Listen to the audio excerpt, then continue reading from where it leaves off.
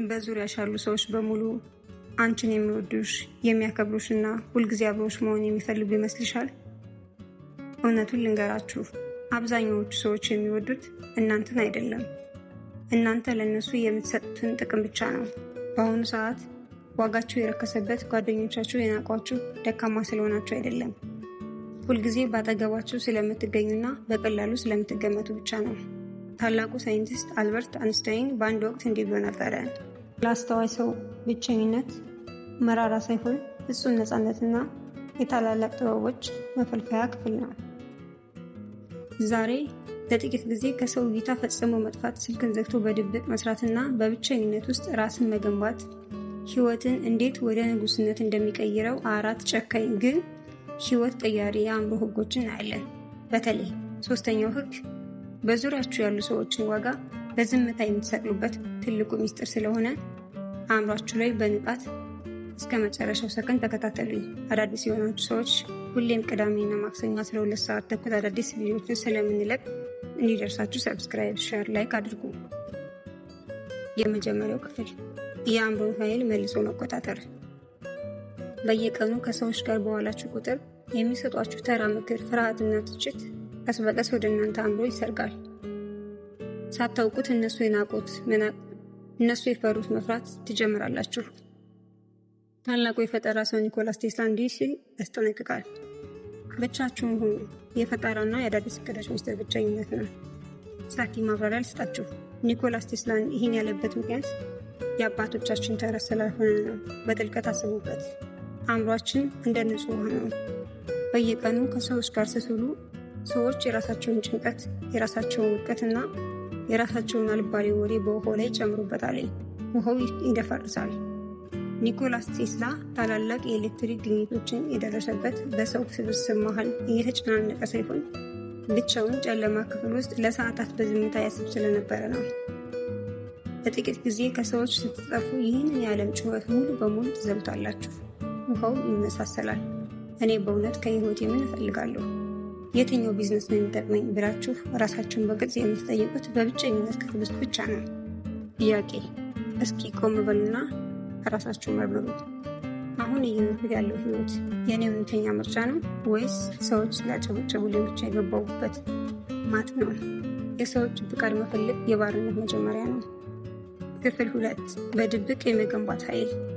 በአሁኑ ሰዓት 99% ሰዎች አዲስ ስራ ሲጀምሩ፣ ትምህርት ሲጀምሩ ወይም ጂም ሲገቡ ወዲያው ለሰው ማሳየትና ፎቶ እየተነሱ በየሶሻል ሚዲያው ላይ መለፍለፍ ይወዳሉ። ይህ ግን የውስጥ ጉልበትና ትኩረትን ያፈስበታል። ሳይንቲስቱ አልበርት አንስታይን እንዲህ ይላል፣ ለአንድ ላስተዋይ ሰው ብቸኝነት መራራ ሳይሆን ፍጹም ነፃነት ነው ይላል። ምን ማለት መሰላችሁ? ሰዎች በሌሉበት ቦታ ላይ ስትሆኑ ማንን ለማስደመም እንደማትሮጡ በተግባር ታውቁታላችሁ። ትክክለኛው ጥበብ ግን ለ6 ወር ወይም ለ1 ዓመት ሙሉ ከሰው እይታ መጥፋት ነው። ስልክን ዘግቶ ከሰው ተለይቶ ማንም በማያይበት ቦታ ላይ እውቀትን፣ አካልንና የገንዘብ አቅምን በድብቅ መገንባት። ለምሳሌ ልክ እንደ ንስር ወፍ። ንስር ወፍ ታረጅ እና ጥፍሮቿ ሲደክሙ በሰው ፊት አትጮህም። ወደ ተራራ ጫፍ ብቻዋን ትሄዳለች። እዚያ ሆና የደከሙ ጥፍሮቿን በድንጋይ ላይ እየመታች ትነቅላቸዋለች። ያማታል፣ ትደማለች። ነገር ግን አዲስ ጥፍር አብቅላ በኃይል ትመለሳለች። ማንም ሰው ምን እየሰራችሁ እንደሆነ ሳይረዳ ከ1 ዓመት በኋላ ፍጹም ተለውጣችሁ በአዲስ ማንነት ስትገለጡ በዙሪያችሁ ያሉ ሰዎች በሙሉ ይደነግጣሉ። ዝምታችሁና ውጤታችሁ ብቻ ያስፈራቸዋል።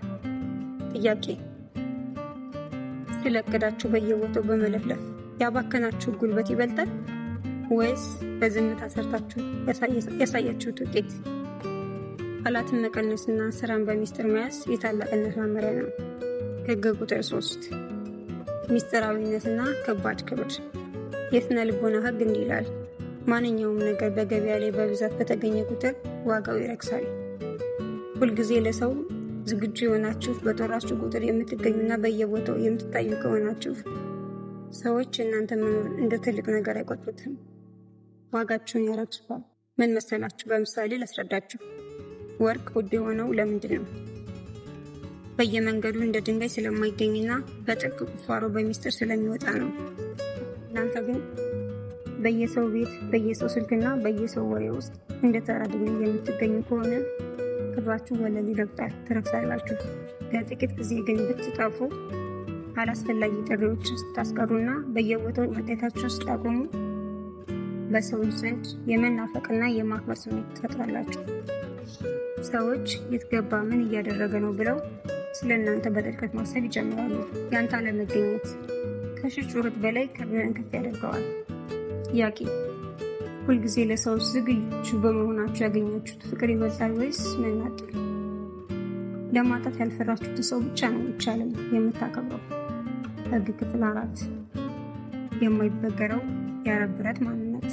ብዙዎቻችን ደስታችንን፣ ስኬታችንንና ፈገግታችን በሰዎች አስተያየት ላይ ጥገኝነት እናደርጋለን።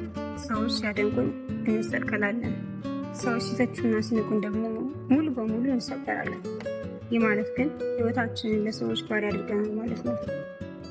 ጥንታዊ የሮማ ፈላስፋ ሴኔካ እንዲህ ይላል፣ አንድ ሰው በራሱ አእምሮ ደስተኛ መሆን ካልቻለ በዓለም ላይ ያለው ሀብት በሙሉ ነፃ ሊያደርገው አይችልም። ሰፊ ማብራሪያ ልንገራችሁ። ሴኔካ ያስተማረን ትልቅ እውነት አለ። ሕይወት በማንኛውም ሰዓት ሰዎችን ከጎናችሁ ልትወስድ ትችላለች። ፍቅረኛችሁ ሊከዳችሁ ይችላል። ጓደኛችሁ ሊርቃችሁ ይችላል። በጣም የምትወዱትን ሰው በሕይወት ልታጡ ትችላላችሁ። በዚያም ሰዓት ብቻችሁን መቆም ካልቻላችሁ ሕይወታችሁ ፈራርሶ መቅረት አይቀሬ ነው። ብቸኝነት ግን በራሳችሁ እግር ላይ እንድትቆሙ ያስገድዳችኋል። ማንም ሊያድናችሁ እንደማይመጣ፣ ማንም የእናንተን እንባ ሊያብስ እንደማይችል በተግባር ትረዳላችሁ። ብቸኝነት እሳት ውስጥ አልፎ የበሰለ አእምሮ ማንንም ሰው ሊሰብረው ወይም ደግሞ ሊያቆመው የማይችል የአረብ ብረት ኃያል የጠነከረ ማንነት ይኖረዋል። ጥያቄ: ከሰው ድጋፍ ውጭ በጥንካሬ ለመቆም ድፍረቱ አላችሁ? አስታውሱ፣ በትከሻ ላይ የተደገፈ ሰው ያ ሰው ትከሻውን ሲያዞር መሬት መምታት አይቀሬ ነው። እንግዲህ ወዳጆቼ በጥንቃቄ አስቡበት። ከሰዎች መራቅና መጥፋት ማለት ሰዎችን መጥላት ወይም መበቀል ማለት አይደለም። ብቸኝነት ማለት ራስን መልሶ የሚያገኙበት የአእምሮ ኃይል የሚደሰቱበትና ቀጣዩ ትልቅ የስኬት ታሪክ የሚጠነስሱበት የምስጢር ክፍል ነው። ሕይወታችሁን በሙሉ መቀየር ከፈለጋችሁ ከዛሬ ጀምሮ ለጥቂት ጊዜ መጥፋትን ልመዱ። ስልክና አላስፈላጊ ወሬዎችን አቁሙ እና በዝምታ ውስጥ ራስን መገንባት ጀምሩ። ዓለም የእናንተን መጥፋት ልታይ ትችላለች። እናንተ ግን በድብቅ ንጉስ ሆናችሁ ለመመለስ ተዘጋጁ። እስኪ ዛሬ ካየናቸው 4 አስተማሪ ክፍሎች ውስጥ የእናንተን አእምሮ ይበልጥ የበረበረውና ሕይወታችሁን የቀየረው የትኛው ነው? ሀሳባችሁን በኮመንት አጋሩ። ቪዲዮውን ላይክ በማድረግ እና ለቻናል አዲስ ከሆናችሁ ሰብስክራይብ በማድረግ የልቃ ቤተሰብ ይሁኑ። አምራችሁን ጠብቅ። በቀጣይ ቪዲዮ እስከምንገናኝ ሰላም ቆዩ።